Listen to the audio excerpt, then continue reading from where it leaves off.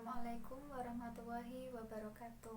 Selamat pagi anak-anak. Gimana kabar kalian pada hari ini? Semoga sehat selalu ya dan dalam lindungan Allah Subhanahu wa taala.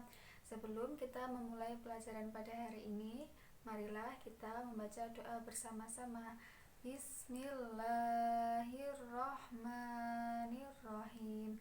Raditu billahi robba wa bil islami dina wa bi Muhammadin nabiyya wa rasulah. Rabbi zidni ilma warzuqni fahma. Amin. Nah, anak-anak, pada pagi hari ini biar kita tambah semangat, mungkin anak-anak bisa tirukan ibu ya. Tetap semangat, luar biasa, Allahu Akbar. Nah, masih bersama dengan Bu Rifka. Pada hari ini Ibu akan melanjutkan pembelajaran dari akidah akhlak, yaitu mengenai akhlak terpuji. Pada akhlak terpuji ini Ibu akan menjelaskan mengenai pengertian sabar dan taubat, serta manfaat dari sifat sabar dan taubat yang dapat kita ambil dari kisah Nabi Ayub alaihissalam dan Nabi Adam alaihissalam. Pengertian sabar dan taubat. Sabar menurut bahasa yaitu tabah hati atau tahan diri dari sifat menderita. Jadi sabar adalah tabah menerita penderitaan dan segala cobaan atau ujian yang diberikan oleh Allah Subhanahu wa taala. Sedangkan taubat di sini yaitu kembali ke jalan yang benar dan jalan yang diridhai Allah dan sesuai dengan petunjuk Allah Subhanahu wa taala. Sabar secara umum juga terbagi menjadi 3. Yang pertama yaitu sabar dalam menjalankan perintah Allah Subhanahu wa taala, yang kedua yaitu sabar ketika ditimpa musibah, dan yang ketiga yaitu sabar dalam menerima karunia dari Allah Subhanahu wa taala. Sedangkan ciri-ciri orang yang sabar yaitu tidak putus asa, tabah dalam menghadapi ujian, selalu teliti dan hati-hati dan tidak tergesa-gesa, dan selalu tenang serta lapang dada, akan bersikap pemaaf terhadap orang lain. Sedangkan manfaat dari sikap bersabar yaitu atau orang yang selalu bersabar yaitu selalu tenang dalam menghadapi masalah dan hatinya selalu tentram.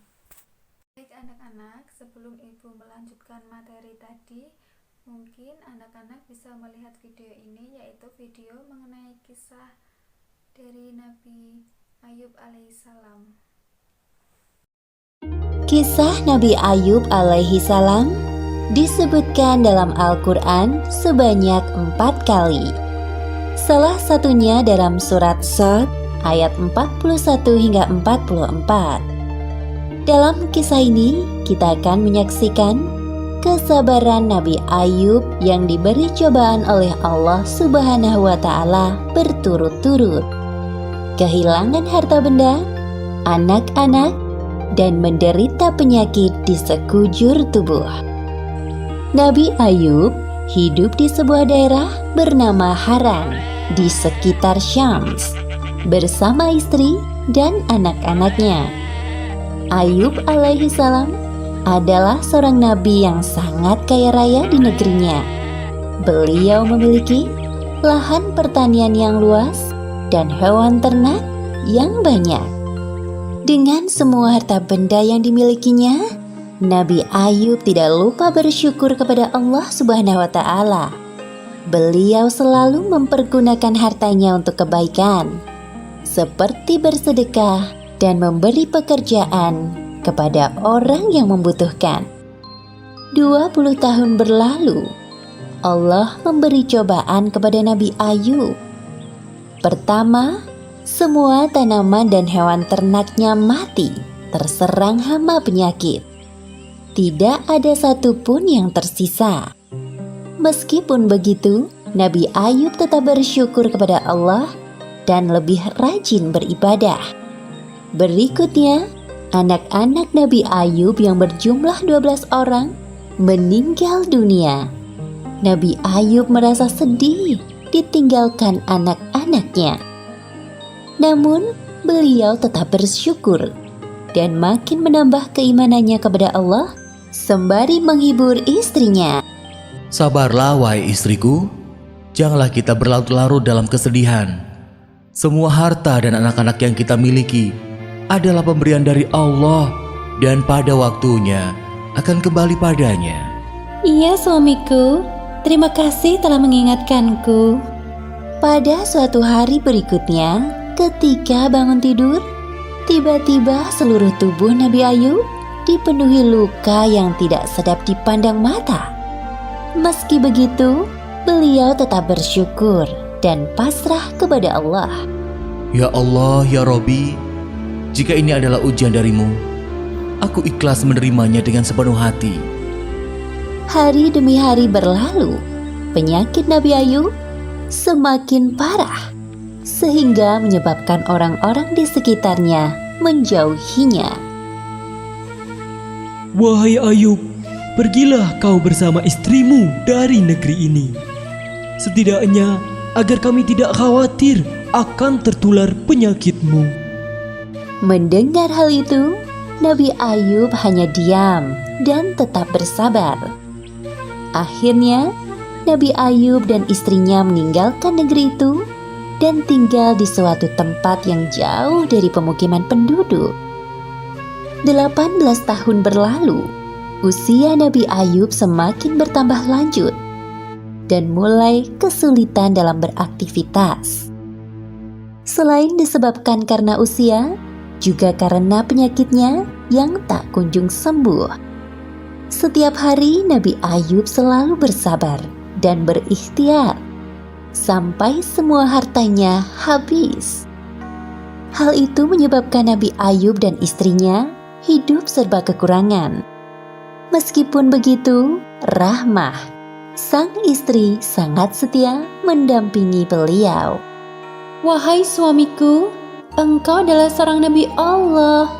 Pastilah Allah akan mengabulkan doamu jika engkau meminta kesembuhan. Aku merasa kasihan melihatmu kesulitan dalam beribadah. Maafkan aku kalau lancang berkata seperti ini. Wahai Rahmah istriku, ingatkah kau berapa tahun kita hidup dalam kenikmatan? Kurang lebih 20 tahun wahai suamiku. Sebenarnya aku amat malu meminta kepada Allah. Kita ini diuji kurang dari 20 tahun sudah mengeluh seperti ini. Hari demi hari, penyakit Nabi Ayub semakin parah dan mempersulitnya untuk beribadah. Ya Allah yang Maha Penyayang, ketika Engkau memberiku ujian, aku coba bersabar menerimanya. Namun, jika ujian itu mempersulit ibadahku kepadamu, maka kiranya Engkau angkat penyakitku ya Allah. Seketika itu, terdengar suara dari langit. Seperti yang disebutkan dalam Al-Quran surat Shad ayat 42. Allah berfirman, hentakkanlah kakimu. Inilah air yang sejuk untuk mandi dan minum. Saat mendengar suara itu, Nabi Ayub bangkit dari ranjang dan menghentakkan kakinya ke tanah. Lalu muncullah air. Kemudian ia gunakan air yang memancar itu untuk mandi dan minum. Seketika itu, hilanglah semua penyakit dari badan Nabi Ayub. Ketika itu, istri Nabi Ayub yang baru masuk ke dalam rumah kaget melihat sosok laki-laki di dalam kamar Nabi Ayub. Maaf, Anda siapa? Apakah Anda melihat seorang laki-laki yang sudah lanjut usia terbaring di atas ranjang ini? Laki-laki itu berbalik badan dan berkata kepada Rahmah, Wahai istriku, tidakkah kau mengenaliku? engkau Ayub? Benarkah engkau suamiku Ayub? Benar, wahai istriku, aku Ayub suamimu. Allah telah menyembuhkan penyakitku dan mengembalikan tubuh dan parasku seperti saat muda dulu. Alhamdulillahirrabbilalamin. Terima kasih ya Allah. Keesokan harinya, berita tentang kesembuhan Nabi Ayub sampai ke telinga orang-orang. Mereka beramai-ramai mendatangi rumah Nabi Ayub dengan membawakan berbagai macam hadiah. Kemudian Allah memberi kekayaan hingga 2 kali lipat dari harta yang dulu dimilikinya. Selanjutnya, Allah memberi karunia kepada istri Nabi Ayub. Kemudian ia pun hamil anak kembar selama beberapa kali. Seperti yang disebutkan dalam Al-Quran surat Shad ayat 43. Dan kami anugerahi dia dengan mengumpulkan kembali keluarganya, dan kami lipat gandakan jumlah mereka sebagai rahmat dari kami dan pelajaran bagi orang-orang yang berpikiran sehat. Adapun hikmah yang dapat diambil dari kisah Nabi Ayub yaitu yang pertama, dalam menghadapi ujian dan cobaan, kesulitan, kita hendaknya selalu bersabar dan meneladani sikap dari Nabi Ayub alaihissalam.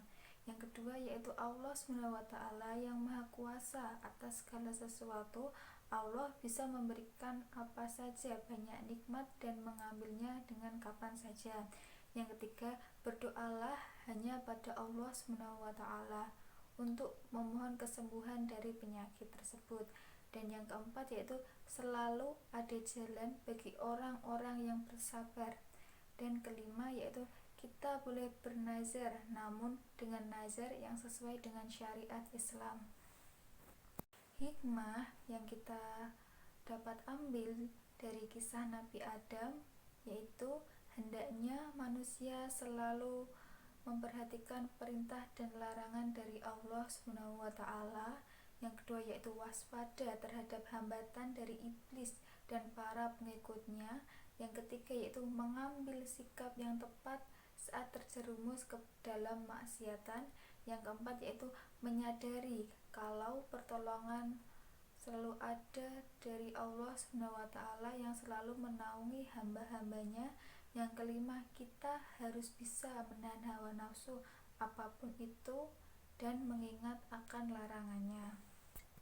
Kesimpulan yang dapat Ibu ambil dari pelajaran pada hari ini yaitu sifat sabar dan taubat bisa kita terapkan di dalam kehidupan kita sehari-hari, dan kita bisa meneladani kesabaran tersebut dari kisah Nabi Ayub alaihissalam dan Nabi Adam alaihissalam, dan mempunyai banyak manfaat yang bisa kita ambil dan kita terapkan di dalam kehidupan kita sehari-hari.